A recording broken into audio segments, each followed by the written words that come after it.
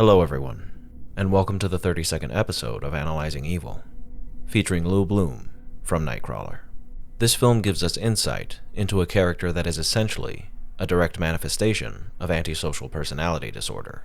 And Nightcrawler shows us the many components of this disorder that, when used to their full advantage, can turn someone from a socially inept criminal outcast into a ruthless and driven man who will stop at nothing and do anything to achieve his goals.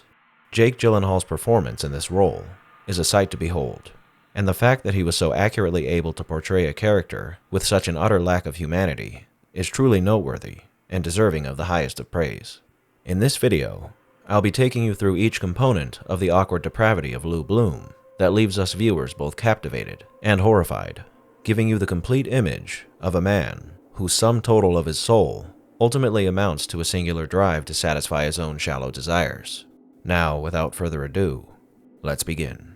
Let's start things off by jumping right into his appearance, personality, and mannerisms, and applying them to the events we see unfolding during the course of the film. Lou is an awkward, skittish, and bug-eyed individual. He seems very neat and put together, but he has a gaunt and skeletal appearance, which, coupled with his intense stare, make him an unsettling individual to watch in action. His manner of speaking, and the intensity and seriousness of his demeanor, make him seem as if he's some kind of alien who learned how to be a human by watching corporate training videos. It's obvious that his personality has contributed to the state we find him in at the beginning of the film, that of a low-level criminal who's sunk to stealing and fencing scrap metal to keep himself afloat. And I imagine that a man who's as standoffish and socially awkward as Lou undoubtedly has trouble holding down any sort of job. Here in this initial scene, we get a taste of the oddity that is Lou Bloom when he's confronting the security guard.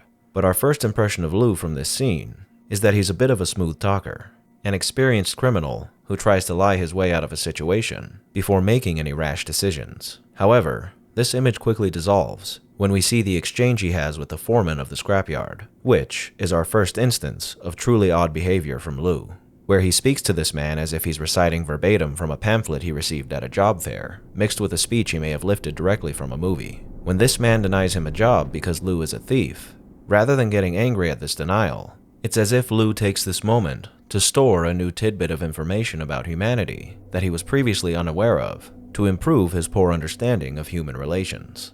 This is the basic foundation of Lou's interaction with people. Repetition of phraseology he's learned from various sources, mixed with moments of clarity, where his wide-eyed and expressionless face logs new understanding in his strange, alien way.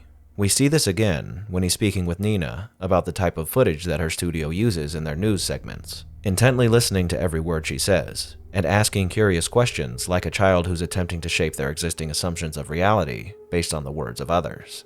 His interactions with his employee, Rick, are much the same, and in their first encounter, the way he speaks to him reflects what you would expect someone to say when they're giving you an orientation for a position in some big corporation. Even after this first instance, he speaks to him on an overtly professional level, so much so that his speech is all but soulless, and his disregard for any sort of conventional human conversation when interacting with people is readily apparent. The way he speaks makes perfect sense when you consider what he says to Nina during their interaction at the studio concerning his education. Here, Lou states that he's self-taught, and most of what he's learned has come from his time spent doing his own research. This isn't a bad thing, but what lies behind that seemingly admirable drive to learn is the fact that everything about Lou is artificial. I don't think there's ever a moment during the course of this entire film where we get to see the true Lou Bloom. It's as if there truly isn't a Lou Bloom, and the man we see is only an entity who's pieced together his personality from the behaviors he's mimicked and the words he's assimilated into his memory from his studies into humanity. Even when he's alone, he's constantly building upon this persona, immersing himself in the profession he becomes enraptured with. And even when he's seemingly enjoying himself while watching a comedic film, he laughs as if he's practicing laughing, showing us that he's always attempting to improve his falsified self in order to reach his goals. There are moments where a small facet of human emotion shines through, like when he's captivated with the image of LA at the news studio, or when he screams at his reflection in his bathroom. But other than these scant few instances, we find ourselves looking at a Lou Bloom who rarely breaks from the odd persona he's formed through years of mimicry. He smiles, and laughs, and he attempts to form bonds of camaraderie with those he deals with. But none of these emotions seem genuine, and he somehow manages to seem both socially inept and sociable at the same time. The only genuine aspects of Lou are his desires. Lou has a desire to learn, a desire to succeed, and a desire to fit in with the world that he seems to be so out of touch with. And these desires drive his motivations and the behaviors he exhibits. In his efforts to bring about his desires and improve his outer self, Lou has a few useful tools in his arsenal to accomplish these goals, namely, an obsessive attention to detail, manipulation, negotiation, and the frequent use of lies. Though Lou's approach to every situation is odd, it can't be said that he isn't prepared for them, and we see him logging in small details, like the tie Ben Waterman wears on Fridays, or researching everything he can about Nina before going on a date with her. Everything that Lou perceives is stored away to be used at the appropriate time, like the tie, the mention of which he uses to charm Ben later on in the film. His manipulation is often tied in with his propensity to negotiate every situation he finds himself in, but it's most prevalent when he's dealing with Rick, whom he strings along constantly throughout the film, promising him a comfortable position in his budding company by throwing around business jargon and vague assurances that leave Rick in a perpetual state of confusion and small satisfaction. Negotiation is a part of who Lou is, and he'll take every opportunity presented to him to turn a situation to his advantage, no matter the implications or negative consequences that may follow. And his confidence in his skills as a negotiator only grow as the film progresses, eventually coming to the point where he's amassed enough credibility and power to exact whatever he pleases from an individual.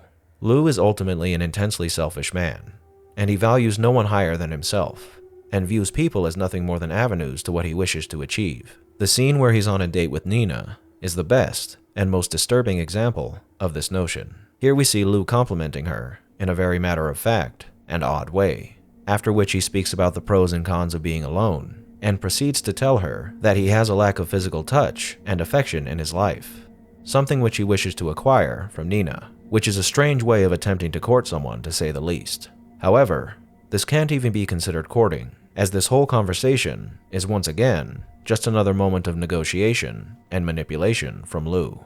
He has absolutely no desire to see the happiness of Nina in this situation, and is instead looking solely at providing for himself a way to satisfy his own desires without regard for Nina's feelings. I imagine Lou could care less whether Nina actually enjoys whatever intercourse takes place between them, and whether or not she's miserable during this highly abusive and manipulative relationship would make no difference whatsoever to Lou, because at the end of the day, he would be satisfied, and that's the only thing that matters. In that same vein, he has no regard for the safety or well-being of anyone in general, and we frequently see him endangering not only the life of Rick with his reckless driving, but the lives of the countless people he's putting at risk as he speeds through red lights and swerves haphazardly through traffic. Towards the end of the film, Rick gives us quite the perfect summation of Lou's understanding of people, stating that Lou doesn't seem to understand people at all. This is mostly true, as he understands what their desires are, as that is really the only thing he understands about himself. But outside of that, he has no idea what it is to have normal human emotion, or any understanding of what it means to operate within the bounds of normal human society. He has no regard for social norms, no respect for anyone's feelings, and we often see him breaching the boundaries of many individuals' personal space, whether they be dead, alive, or injured.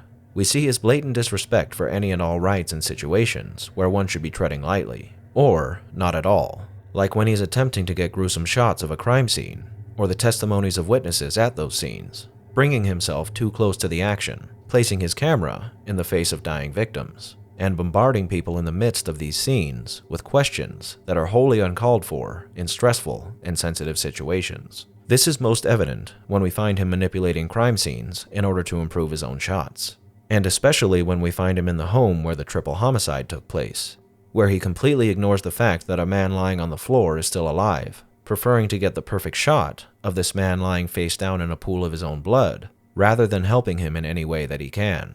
Lou has absolutely no regard for human life whatsoever, and if he needs to defile and disrespect dead bodies to obtain a perfect shot, sabotage a competitor's vehicle to take them out of the game, or cause the death of his partner to ensure the success of his own business, he will do so with no remorse or guilt, taking these terrible actions without a shred of identifiable emotion on his face.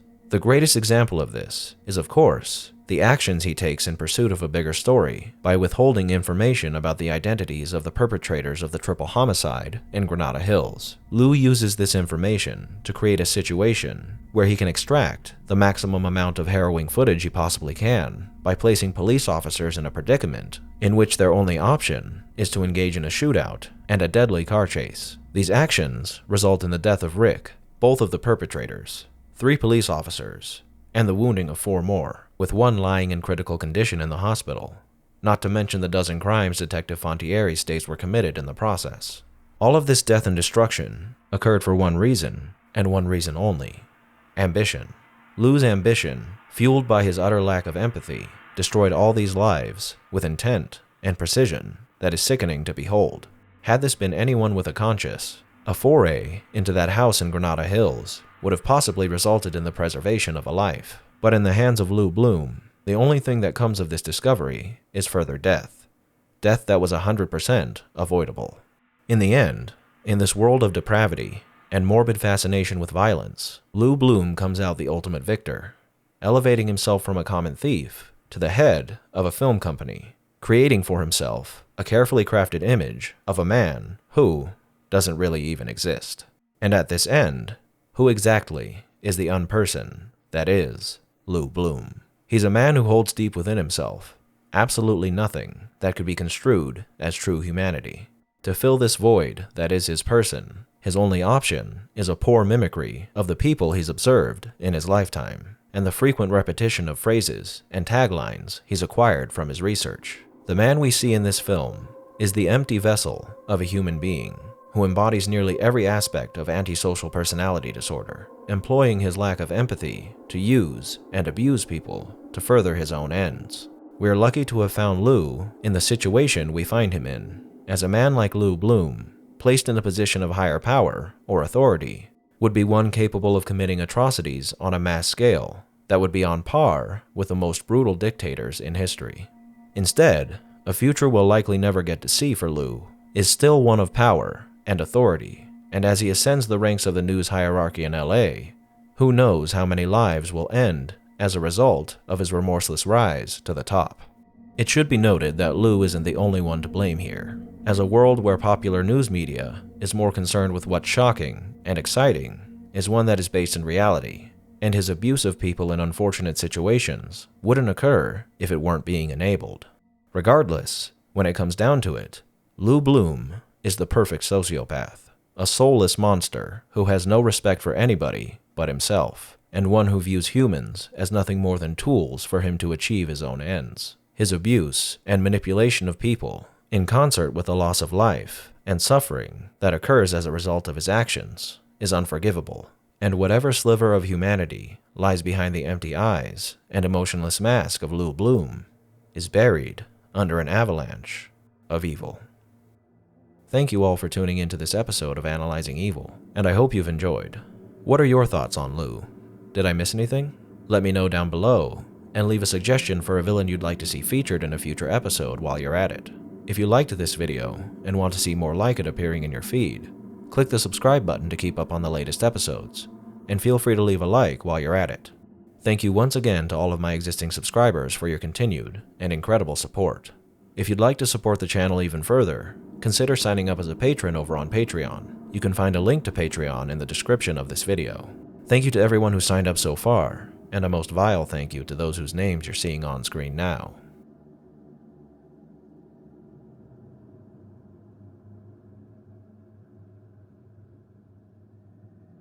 Join the channel's Discord server to interact with myself and the community, and follow me on the social media platforms listed in the description for occasional updates on the channel. As always, thanks for watching, and I'll be seeing you soon.